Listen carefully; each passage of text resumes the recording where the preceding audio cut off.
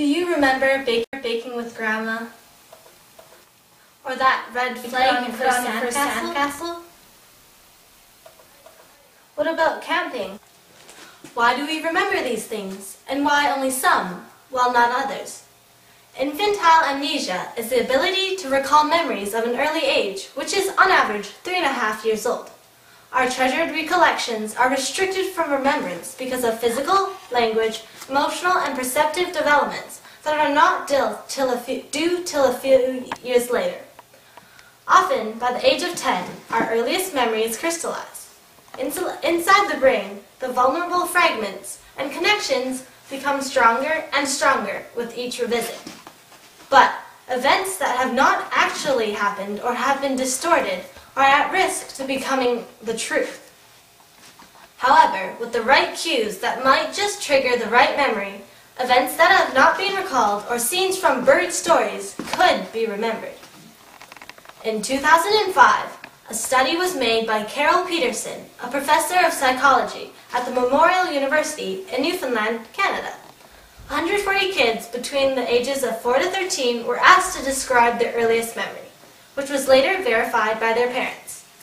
The first time the test was carried out, the results showed that the 50 youngest children who were aged 4 to 6 could recall events from before they were 2 years old. Children aged 6 to 9 had memories from before and about they were 3, and teens aged 14 to 16 remembered events from about 4 years old. 2 years later, she did the same test on the same children. Of the 50 kids who were 4 to 6 the first time, only 5 of them could recall the same memory, even when prompted. By contrast, 22 of 61 of the children, now 10 to 13 years old, had all the same memories. At the age of 10, nearly all recallable memories are remembered. The offset of infantile amnesia happens at about 3.5 years old. For males, the earliest recallable memory is from when they were 3.6 years old, and for females, the earliest memory is from 3.5 years old. Often, the memories of females are more vivid than males, due to the higher language capacity in females. Early recollections are often more positive. In 1949, Volvogel surveyed people for their earliest memory and found that 50% of the memories were positive, while only 30% were negative, and the rest were seemingly neutral. It seems that young children mentally avoid the negative. This is because they have difficulty describing and identifying negative emotions in themselves and others. Also, the amygdala-governed memory pathway controls emotions, and the hippocampus-governed memory pathway creates autobiographical stories. Both these have yet to be developed totally at that young age. Children have more trouble verbally recalling, describing, and identifying negative memories as opposed to positive ones. There are 4 explanations behind the offset of infantile amnesia. The first is the physical development explanation. This theory states that the lack of neurological development in the infant brain prevents long-term and autobiographical memories from forming. In order to form an autobiographical memory, the hippocampus and prefrontal cortex needs to be fully developed. For most children, that part of the brain does not fully develop till about the age of 3 or 4. The most common explanation is the deficiency of language maturity. Children do not have the language capacity to encode autobiographical memories or the ones that their adult selves can understand. The progressions of verbal memory parallels the development of verbal ability. At the age of 1, babies are restricted to one-word utterances. There are almost no recollections of events at this age. By the age of 3, children can form short phrases and string them together. This is also the time that hosts the earliest memories.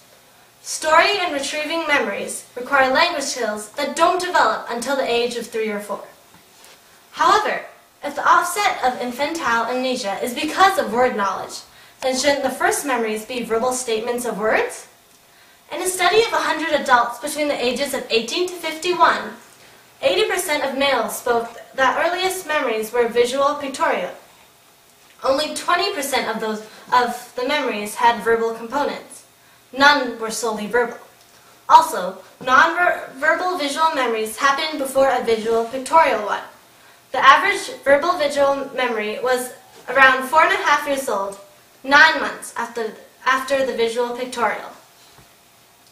Another reason of infantile amnesia is caused from the difference of perception between young children and adults. Young children do not have an adult understanding of the universe, with ideas such as object permanence and occlusion effects. If you give a baby a rattle toy to hold, the baby will laugh at the fact that his arm or her arm makes sounds when he or she shakes it. They do not know where their arm stops and where the rattle toy starts. The universe is one. This leads to the disparity of cues between adults and children. Young children encode memories without adult principles. The development of forming episodic memories and contextualizing does not happen until the child is 3 to 5 years old. Most of all, the awareness of oneself does not advance till the age of 2. All memories are inherently associated with yourself. Memories before self-awareness are incomprehensible, even if they are still stored somewhere in the brain. Neuroscientists believe that there are different kinds of memories stored in different neural circuits. The prefrontal cortex of the brain processes experiences using input from the senses. The information is then stored into categories and tagged with specific associations, such as the smell of home, a campfire, or the taste of a cookie. When triggered, the brain searches through the circuits for related fragments, which are then assembled like a jigsaw puzzle. The chosen fragments will link onto another, which is why one memory often leads to another. Each time a memory is recalled, the related fragments and circuits grow stronger. As stated by Dr. Devi, a neuropsychiatrist who specializes in memory problems, when you are 80 years old, remembering your kindergarten days, it's really the memory of a memory of a memory. This explains why the earliest memories are unstable. The neural traces are weak, as they have not been thought of much. Memories, revisited as one grows older, become stronger. The brain is constantly reassembling the fragments.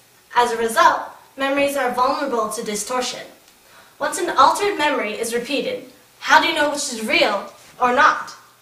In a famous case, the Swiss psychologist Jean Piaget had vivid memories of being kidnapped at age 2 in Paris.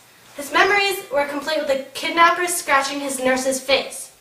Years later, the nurse confessed to fabricating the story. But Piaget had heard his family discuss it so often that his mind created a false memory. Is it possible, then, to recall more childhood memories?